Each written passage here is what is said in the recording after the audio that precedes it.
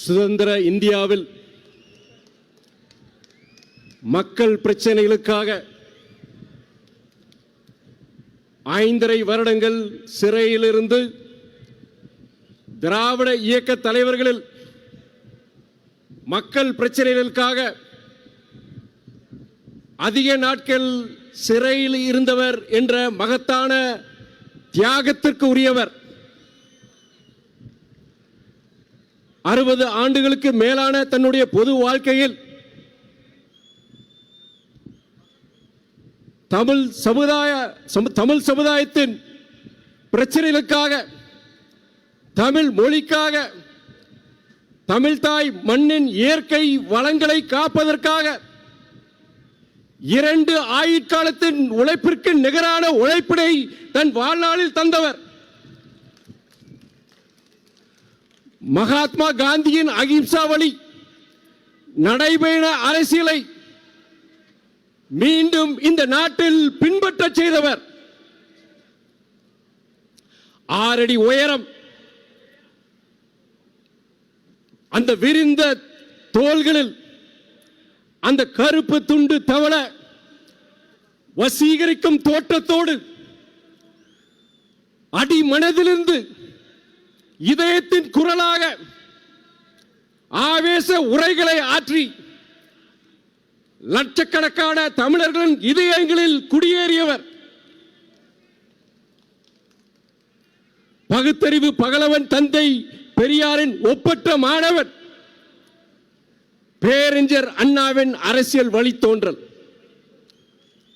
ஒவ்வொரு மறுமலர்ச்சி திராவிட முன்னேற்ற கழக தொண்டனின் சுவாச காற்று, இதய துடிப்பு.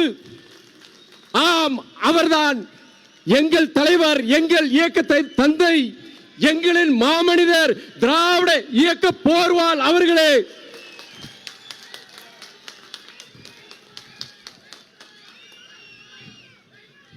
இயக்கத்தின் அவைத் தலைவர், நான் பெரிதும் மதிக்கும் ஐயா ஆடிட்டர் அர்ஜுன்ராஜ் அவர்களே, பொருளாளர் நெய்வேலி நெருப்பு அண்ணன் செந்திலதிபன் அவர்களே, துணை பொதுச் செயலாளர்கள் அண்ணன் ஏ.கே. மணி, அண்ணன் ஆடுதுறை முருகன், டாக்டர் ரொஹையா, அன்பு சகோதரர் தி.மு. ராஜேந்திரன் அவர்களே, சட்டமன்ற உறுப்பினர்கள் அண்ணன் பொடா பூமிநாதன், அண்ணன் சின்னப்பா, டாக்டர் சதன் திருமலைக்குமார், டாக்டர் ரகுராமன் அவர்களே, இந்த மாநாட்டு திடலை கட்டி அமைத்த அண்ணன் பந்தல் சிவா மற்றும் அவருடைய குழுவினருக்கு என் நன்றியை தெரிவித்துக் கொள்கின்றேன். அண்ணன் பந்தல் சிவா தேகத்தால் கருப்பு, ஆனால் மனதால் வெள்ளை. தலைவர் வைகோவிற்கு அவர் ஒரு கருப்பு வைரம். அந்த கருப்பு வைரத்திற்கு மறுமலர்ச்சி சொந்தங்களின் சார்பாக என் மனமார்ந்த நன்றியை மீண்டும் தெரிவித்துக் கொள்கிறேன். மாநாட்டு திடலில் பணிகளை சிறப்பாக ஒருங்கிணைத்த திருச்சி மண்டல மாவட்ட செயலாளர்கள் அன்பு சகோதரர் டிடிசி சேரன், அண்ணன் வெள்ளமண்டி சோபு, சகோதரர் மணிவை தமிழ் மாணிக்கம், அண்ணன் களியமூர்த்தி, அண்ணன் அரியலூர் ராமநாதன், பெரம்பலூர் ஜெயசீலன், அண்ணன் ஜீவன், சகோதரர் பாஸ்கர சேதுபதி உள்ளிட்ட அனைத்து தோழர்களுக்கும் என் நன்றியை தெரிவித்துக் கொள்கிறேன். மாநாட்டு செய்திகளை மக்களுக்கு எடுத்துச் செல்லும் ஜனநாயகத்தின் 4ஆம் தூணான பத்திரிகையாளர்களே, ஊடகவியாளர்களே, வந்திருக்கும் உங்களுக்கும் என் மனமார்ந்த நன்றியை நான் தெரிவித்துக் கொள்கிறேன். மாநாடு மகத்தான வெற்றியை பெற்றுவிட்டது. மறுமலர்ச்சி சொந்தங்களுக்கு பல பிரச்சனைகள்.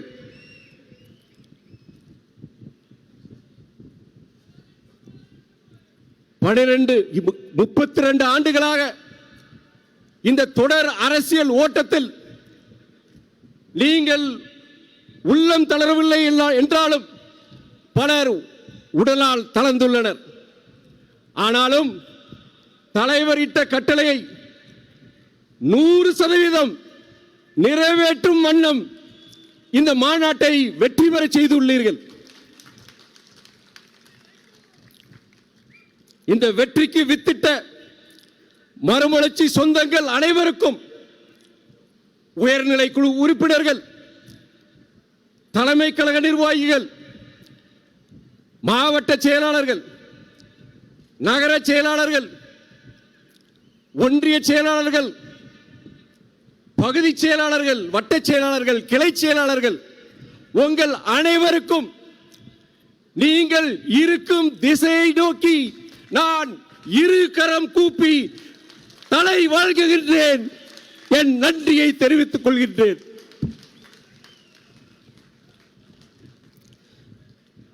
நாங்கள் பட்டம் பதவிகளுக்காக அரசியலுக்கு வரவில்லை, பொருள் ஈட்டுவதற்காக பொது வாழ்க்கையில் இல்லை.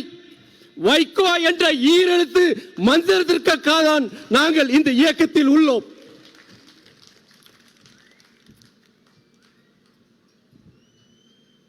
அவருடைய தன்னலமற்ற மக்கள் பணிக்கு பக்கபலமாக நாங்கள் உள்ளோம்.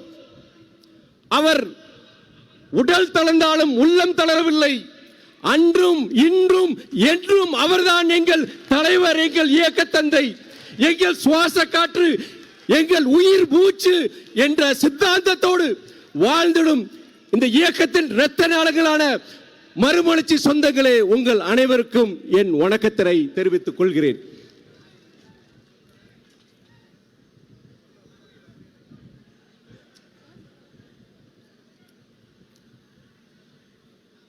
மறுமலர்ச்சி திராவிட முன்னேற்ற கழகம் தொடங்கிய நாள் முதல்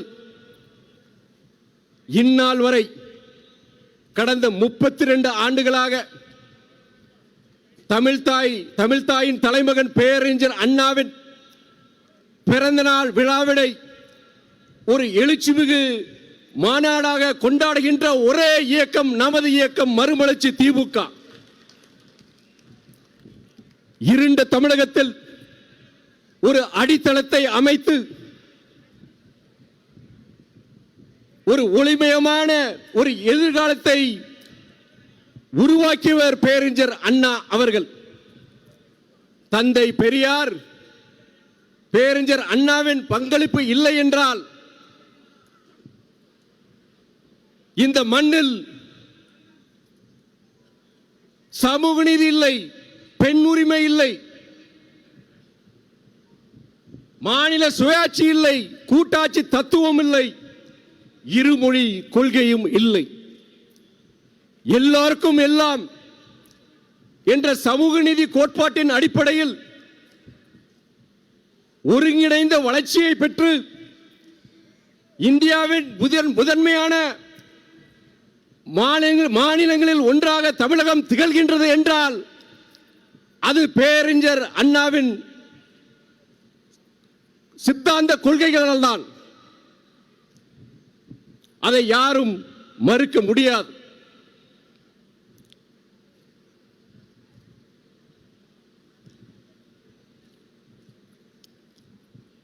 அந்த அண்ணாவின் பிறந்த நாள் தான் இன்று.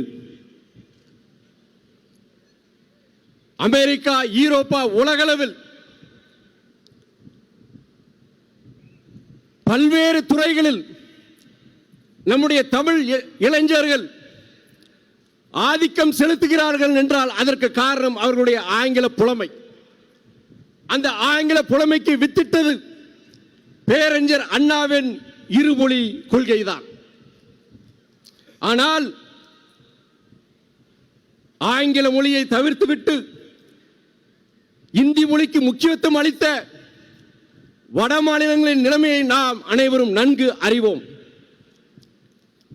தமிழ் இளைஞர்கள் இந்த நாட்டின் பெரும் நிறுவனங்களில், பன்னாட்டு நிறுவனங்களில் முதன்மை அதிகாரிகளாக முக்கிய பொறுப்புகளை வகிக்கின்றார்கள். The Tamil youth are after white collar jobs, whereas the others have to settle, the others especially from Hindi states have to settle for blue collar jobs. இதுதான் நடைமுறை உண்மை. ஒன்றிய பாஜக அரசு மும்மொழி கொள்கை மூலம் இந்தி மொழியை மறைமுகமாக திணிக்க பார்க்கின்றது.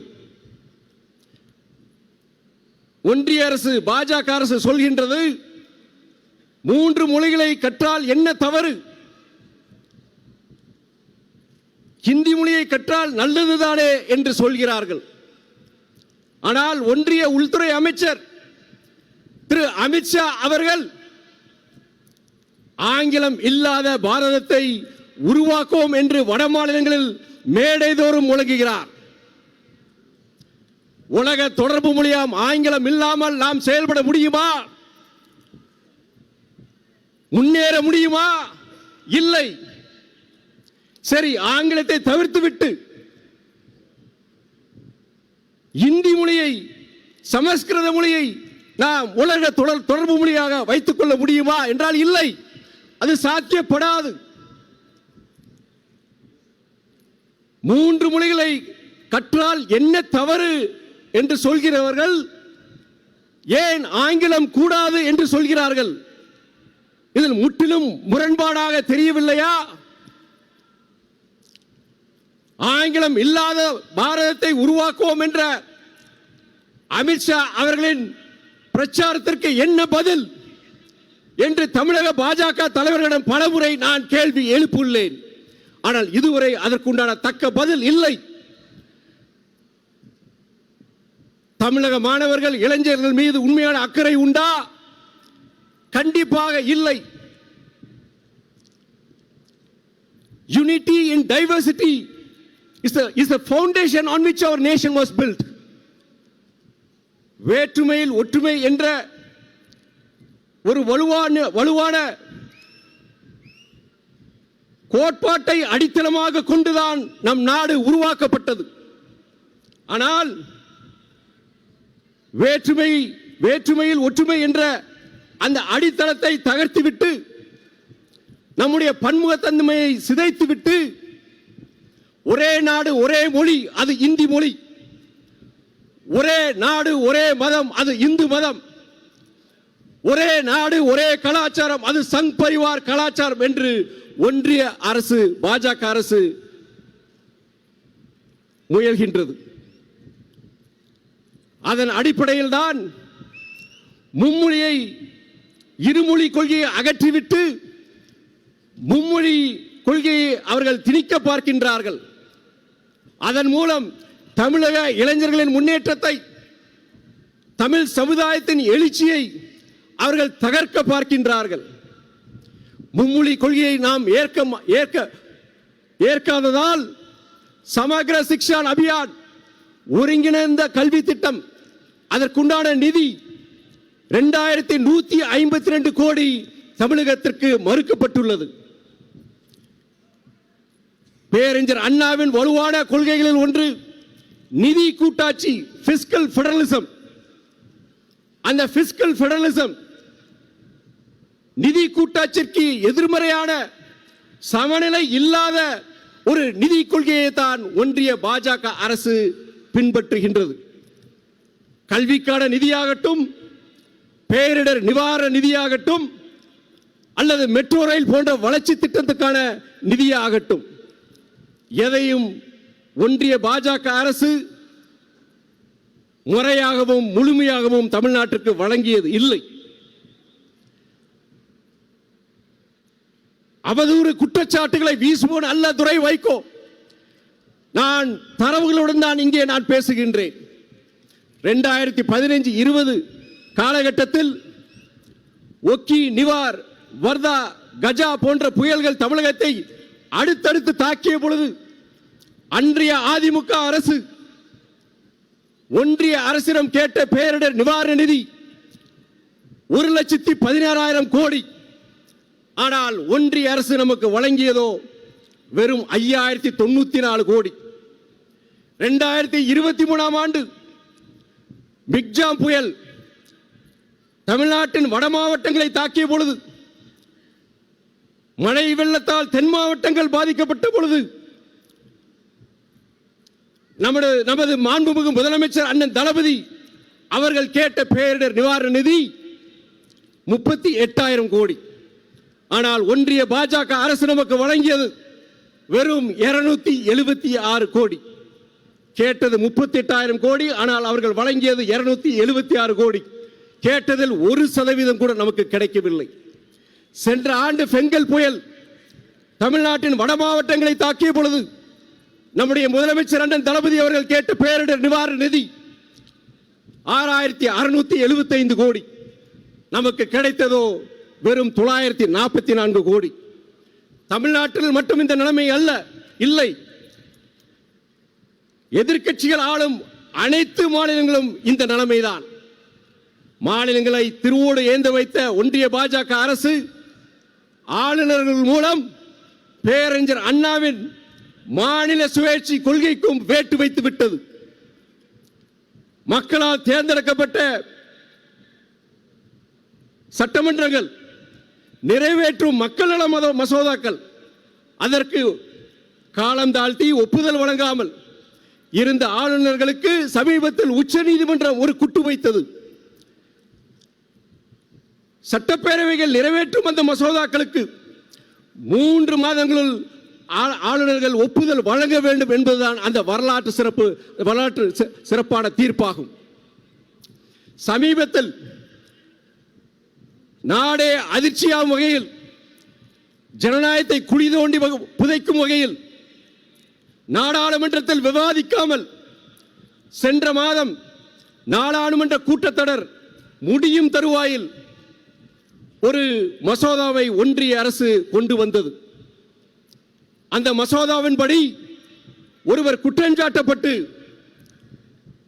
தொடர்ந்து 30 நாட்கள் சிறை காவலில் வைக்கப்பட்டிருந்தால் அவர் பதவியை, அந்த அமைச்சரின் பதவியை, அந்த முதலமைச்சரின் பதவியை பறிக்கலாம் என்பதுதான். நீதிமன்றத்தால்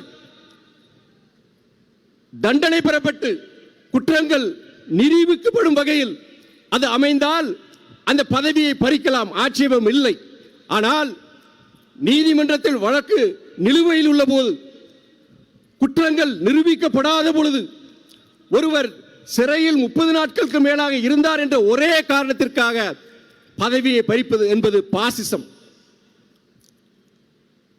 அந்த இப்படிப்பட்ட ஒரு பாசிச சட்டத்தின் மூலம் எதிர்க்கட்சிகள் ஆளும் மாநில அரசுகளை மிரட்டுவதற்கும் பழி வாங்குவதற்கும் தான் இந்த சட்டம் பயன்படும். ஆகையால்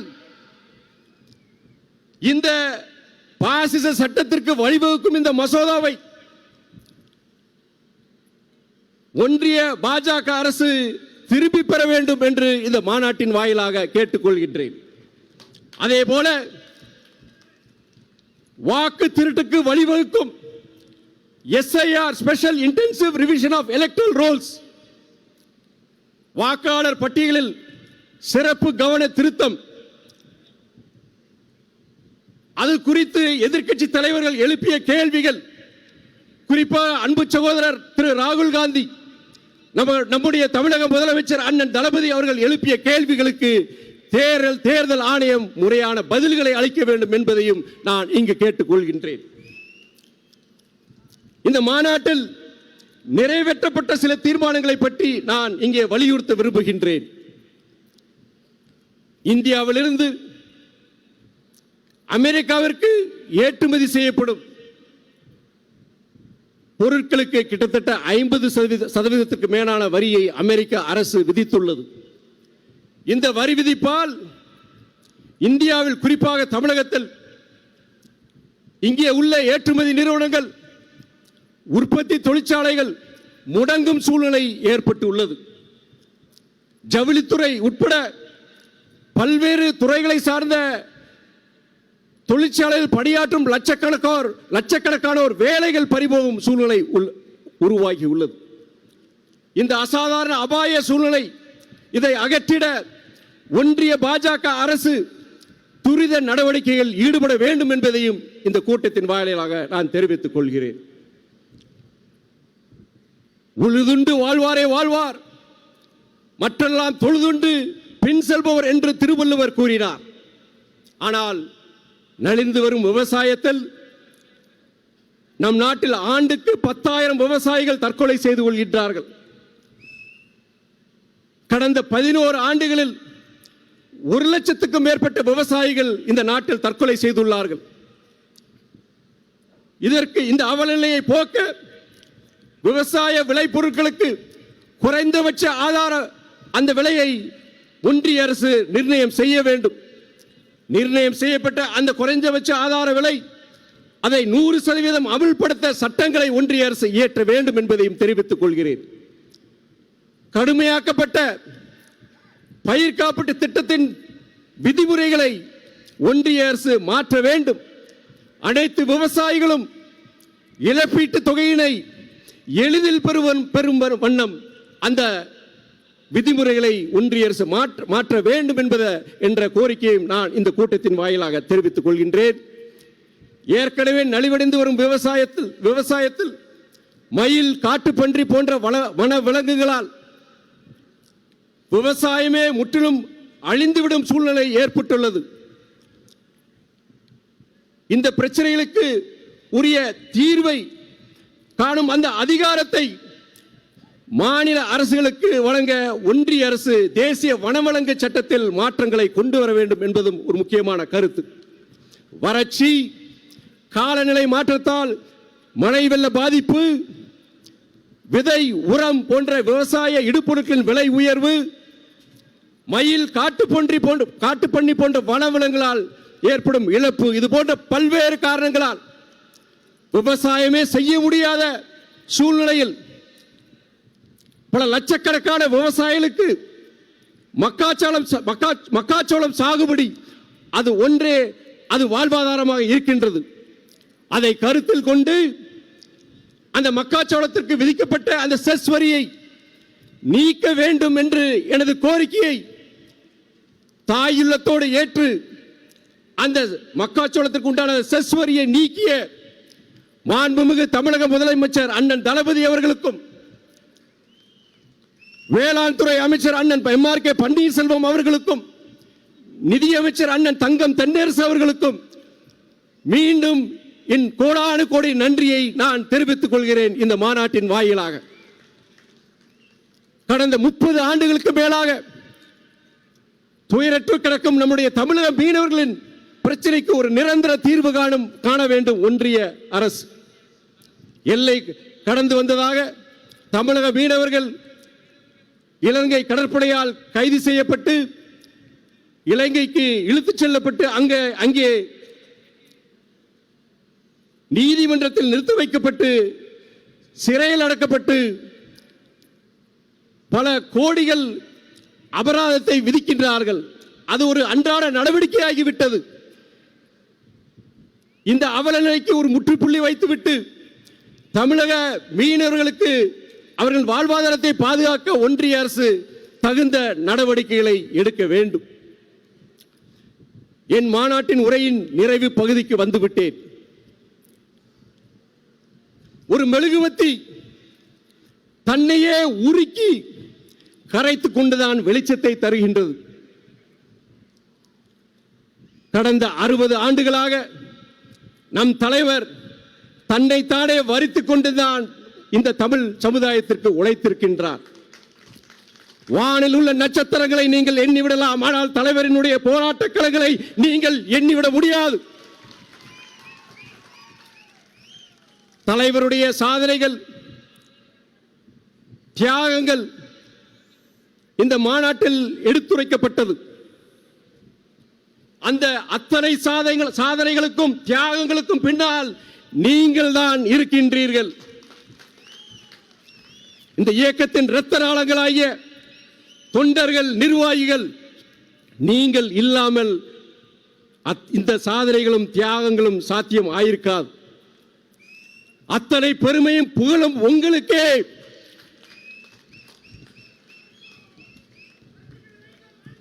திராவிட இயக்க போர்வாளன் உந்து சக்தியும் நீங்களே. தாயின் அன்பை விட பரிசுத்தமானது இந்த உலகில் ஒன்று உள்ளது என்றால் அது மறுமலர்ச்சி சொந்தங்களின் அன்பு ஒன்றுதான்.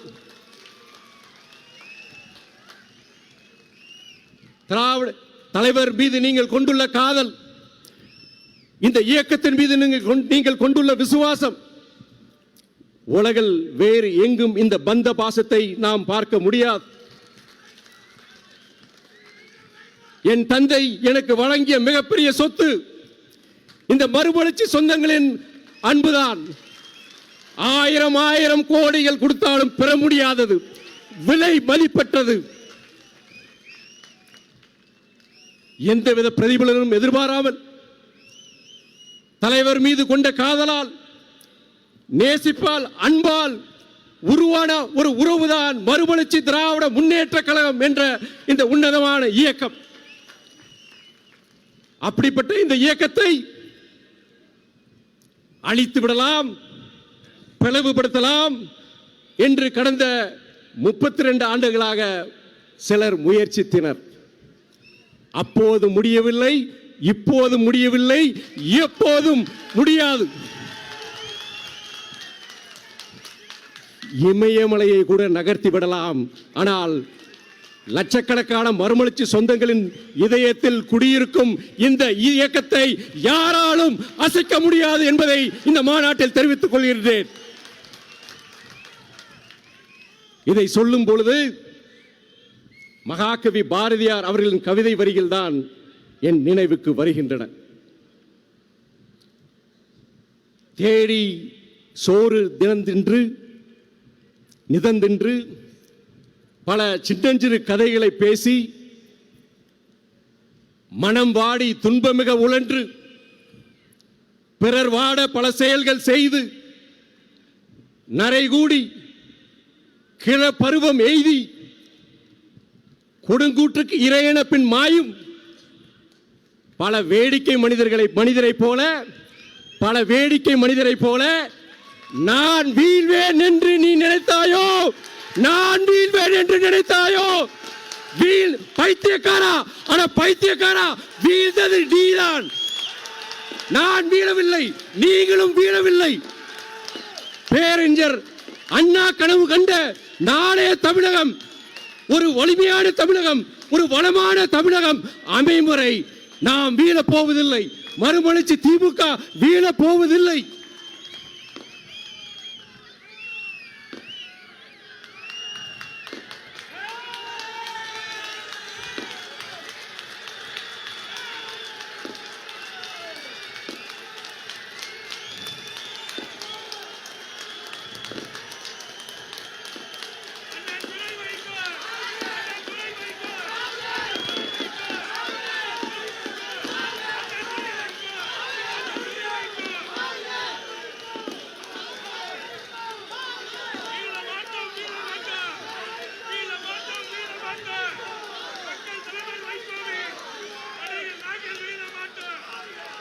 மறுமலர்ச்சி திராவிட முன்னேற்ற கழகம், மறுமலர்ச்சி திராவிட முன்னேற்ற கழகம் தமிழக அரசியல் களத்தில்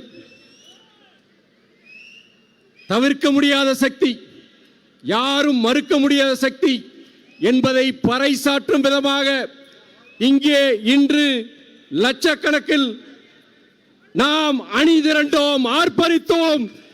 அங்கீகாரம் பெறுவோம் இனி உறுதியாக, அங்கீகாரம் பெறுவோம் இனி உறுதியாக.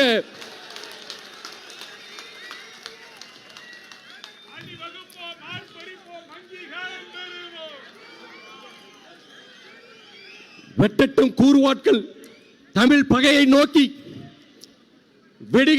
வெடிக்கட்டும் அதிர்வேட்டு போர் முழக்கம், எட்டட்டும் நெடுவானில் ஈட்டி கூட்டம், எதிரிகளின் மார்புக்குள் குடியேறட்டும், கட்டட்டும் மூட்டைதரை நம் இணை பகைவர் இல்லை, கட்டாரி முத்தத்தை சுவை பார்க்கட்டும், பட்டத்தை போல் கழக கொடியின் கூட்டம் பறக்கட்டும் நெடுவானில். வாழ்க வைகோ, வாழ்க வைகோ, வளர்க மறுமலர்ச்சி திராவிட முன்னேற்ற கழகம், வளர்க மறுமலர்ச்சி திராவிட முன்னேற்ற கழகம். நன்றி நன்றி நன்றி.